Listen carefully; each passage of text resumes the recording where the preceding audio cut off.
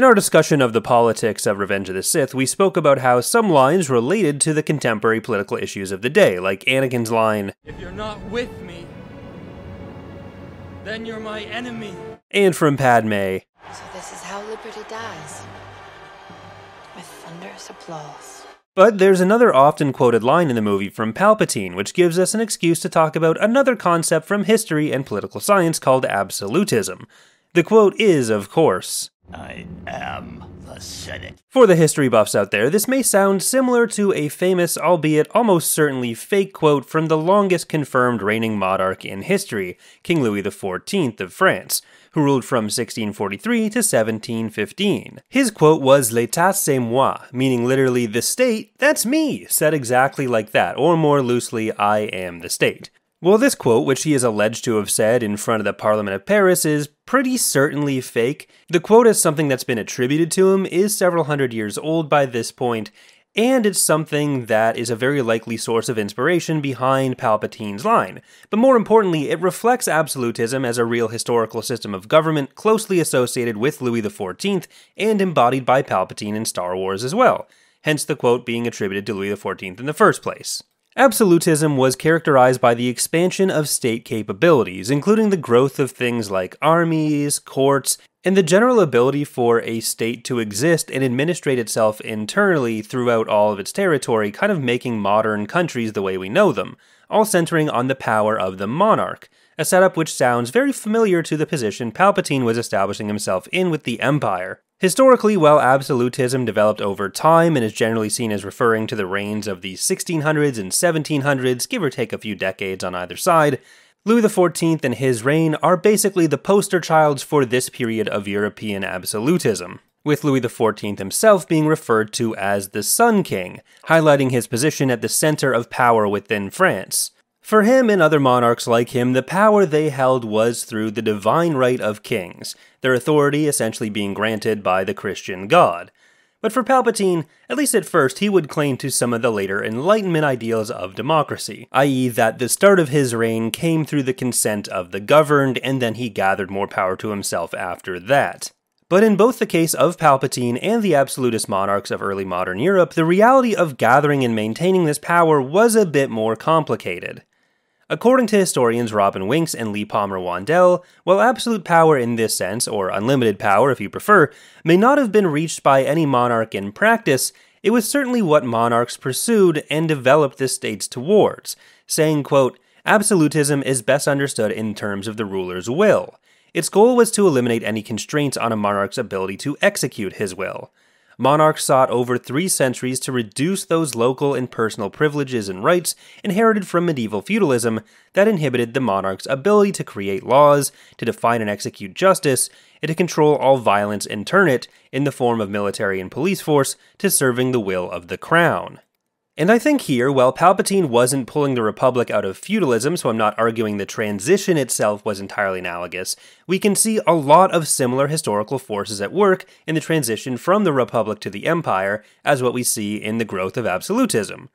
The Republic before the Clone Wars did hold significant powers, but the centralization of authority from the Republic to the Empire with the Clone Wars as a transitional period was massive, especially when it comes to the fields that are pointed out by Winks and Wandel. What used to be a system of planetary governments operating according to their own practices under a looser federal government became much more strictly controlled. And while again not feudalism, we can point to a lot more parallels between the original setup of the Republic and the kind of vassals that would be working under kings before. As Palpatine grew his power in the Empire, local powers were stripped from local governments and invested in sector governors and moffs, typically sent out from core worlds to rule over subjects in accordance with the Emperor's wishes, in the same way that more remote regions of a king's dominion under absolutism began to be more tied directly to the ruler. And rather than having that ruler run around the countryside, they usually became more fixed to a position that would become the capital, sending out representatives from their court, which became more and more the center of power, to deal with local representatives elsewhere. The different and often more personal relationships between earlier kings and feudal lords were slowly eliminated, tying them more directly into an entity we can recognize more and more as a modern state or country. National identity and national borders didn't quite work the same way as we might recognize now, and while it's not a switch that was flipped immediately with absolutism, this kind of centralization of state power under monarchs like Louis XIV certainly played a key role in that development. In the Empire, similarly long-standing exemptions and exceptions to republic power and rules were stamped out. Corellia, for example, had long-standing constitutional powers which allowed it to independently make pretty major decisions, like the decision to stay out of the Clone Wars without leaving the Republic or giving up the privileges of being in the Republic. Another Clone Wars era example here is the large block of neutral systems that kind of broke away from the Republic and also didn't join the Separatists in the Clone Wars. If the Empire was at war, you can bet that Palpatine would not have accepted, "Oh, we're not taking part in this," from any of them. The megacorporations, which in practice ruled over large portions of the galaxy with their own wide-ranging set of powers to govern and exploit populations, were similarly eliminated, bringing all of that power within the central imperial state. Nute Gunray questioned the legality of invading Naboo, but blockading it seemed like a thing they were perfectly within their rights to do, and local wars seemed well within what was allowed by the Republic, albeit within certain limits. So while the Republic was in many ways a state with powers we would recognize under that term, it's more in line with some earlier conceptions of states than with the kind of modern state apparatus developed under absolutism, which the Empire mirrors a bit more. The Empire may use its own state power to invade Naboo and make sure the local government falls in line, but it certainly wasn't going to allow anyone else to do that. It would only allow people to like this video and subscribe for more.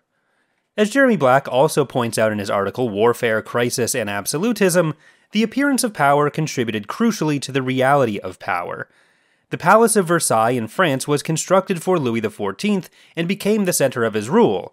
Through its scope and scale, it reinforced the view of Louis as a powerful monarch, gaining more influence for him just by existing. The more power you could display, the more people would believe in that power, and the more you could exercise it, leading to a self-reinforcing cycle. And it was much the same for Palpatine. Growing the projection and appearance of state power was equally important. The Imperial Palace, like Versailles, built on the ruins of the Jedi Temple, although Versailles I don't think was built on any Jedi Temple ruins, played a similar symbolic and practical role as the seat of Palpatine's power. He also built a Death Star, but that comes into something a little more complicated later on. For the armed forces, the Republic Navy had been just a small judicial force before the Clone Wars, with local system defenses being up to local governments, which were responsible for buying or building and maintaining their own fleets, which the Empire overrode with the centralized Imperial military and Imperial Navy. The Empire had the monopoly on the use of force, and while the actual exercise of that use of force was delegated to other people more down the command chain, it was Palpatine from whom that power sprung. Similarly, the permanent standing French army before Louis XIV existed, but was smaller, less organized, and often levied more on an ad hoc basis when there was a campaign to run, rather than just existing all the time as a standing professional institution, which is what Louis and his ministers would turn it into. This expansion used heavily to enforce the foreign policy of the monarch, which in the Empire's case was largely expanding the empire into places that just hadn't really been part of a galactic government before, was only really possible thanks to the expanded domestic power each held, allowing them to expand recruitment, fund equipment, and so on. Jeremy Black also argues for 3 limits on power which held the absolutist monarchies from being truly as absolute as older historical narratives and the term itself imply. Quote, "First, resistance to the demands of the government. Second, the often tenuous control of the ruler over the emerging bureaucracy. And third, the constraints of prevailing attitudes towards the proper scope of monarchical authority." End quote. And I think all of these show some of the limitations on Palpatine's rule as well, despite his claims of unlimited power. In practice, planetary governments, much like local rulers, had to agree to go along with what the Empire was asking for. The Imperial Navy or Royal Army could be a big stick, but in some ways that stick only really existed through some level of cooperation. In the Empire, sometimes this was enforced by just blowing up a city with a Star Destroyer, as happened on Kinyon with the Gran. But a lot of that could only happen because he had the support of the more powerful core worlds. In other places, cooperation and compromise meant a local official or an imperial official would offer the other a bribe, and then everyone would pretend what was supposed to happen happened.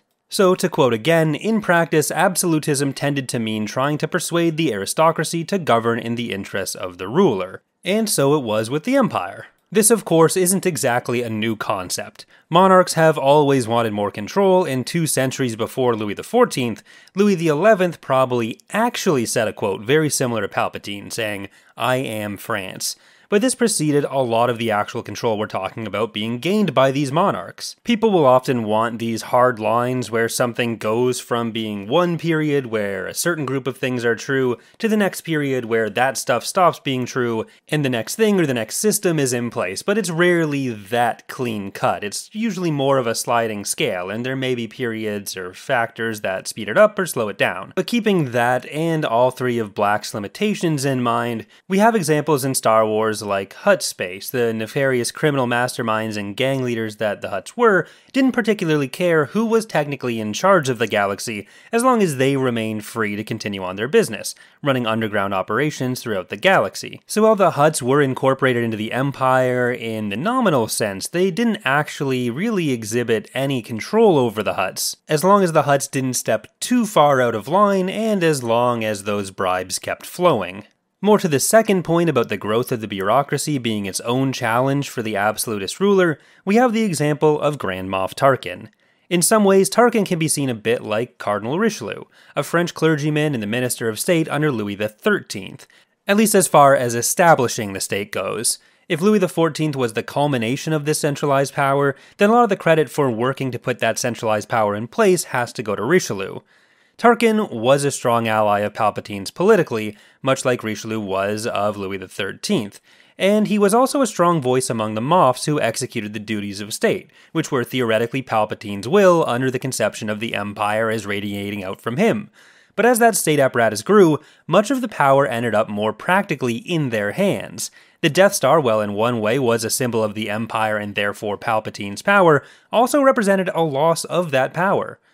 Built on the urging of Tarkin, and as a way Palpatine essentially thought he could pit the civilian government and the Imperial Navy against each other in a fight for dominance, Tarkin potentially hoped to use the Death Star to eventually take the Empire over for himself, according to the audio drama and screenplay for A New Hope, something the Essential Guide to Warfare built a little bit on, at least in the endnotes. Palpatine and the Empire did have one advantage over early modern absolutism, though, in that the technological differences in a space-spanning empire versus a pre-computer society are pretty different, and the ability to see the effects of your policies and understand what was going on in your empire are also pretty different.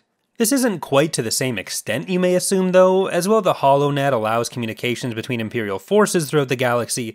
Much of the galaxy did remain fairly undeveloped, as we see with Luke's farm at the start of A New Hope. Either way, that's going to do it for our look at some of the similarities between the development of the Empire and historical absolutism in Europe. If you've enjoyed the video, consider leaving a like, subscribing for more, or leaving a comment if there's any other topics you'd like to see covered on the channel. All of those things really help the channel grow and are greatly appreciated. Special thanks as always to the patrons who make these videos possible, and special thanks to Marmar for editing the video, something also made possible by the support of the patrons.